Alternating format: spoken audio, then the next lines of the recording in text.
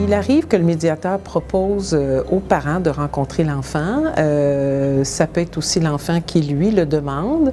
Alors, il y a plusieurs façons d'impliquer un enfant. On peut aussi, le médiateur peut voir l'enfant seul ou avec sa famille, mais il peut aussi demander l'aide d'un tiers extérieur, un professionnel qui a été formé à l'écoute des enfants.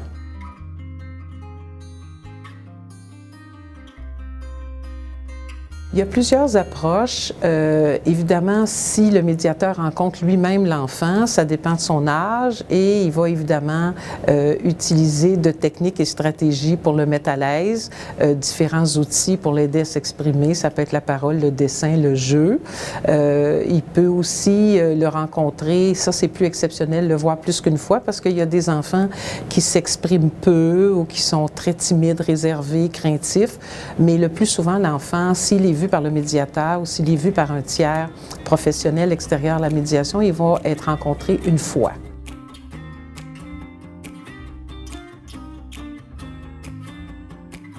Bien, selon, est-ce que des façons particulières, ça dépend encore là du stade de développement de l'enfant.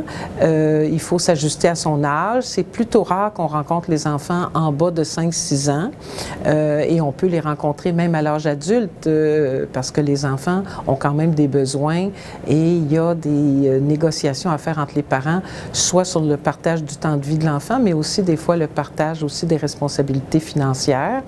L'enfant peut être vu seul dans un premier temps pour l'aider à s'exprimer. On va le rassurer sur la confidentialité de la rencontre et seulement ce qui doit être rapporté aux parents va être rapporté aux parents, soit par le tiers professionnel, soit par l'enfant lui-même aidé du médiateur, parce que souvent l'enfant peut se sentir un peu mal à l'aise de dire à ses parents, particulièrement les choses qu'il vit difficilement ou s'il souhaiterait des changements dans sa vie, donc il va apprécier le coup de pouce du médiateur.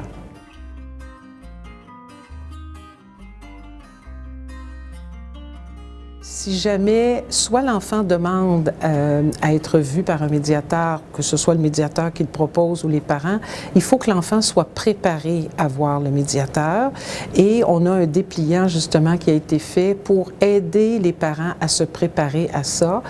Comment on va lui présenter ça? Des enfants peuvent être très nerveux en disant, bon, est-ce qu'il faut que je choisisse? Qu'est-ce que vous voulez que je dise au médiateur? Alors les parents doivent le rassurer que ce qu'on veut entendre, c'est ce qu'il aime, ce qu'il aime moins, ce qu'il aimerait changer. Est-ce qu'il y a des choses qu'il aimerait dire au médiateur qui pourraient guider les parents? Mais l'enfant a besoin d'être rassuré que la décision vient des parents et non pas de l'enfant. Alors, et il y a un dépliant qui a été préparé justement pour guider les parents dans cette direction-là.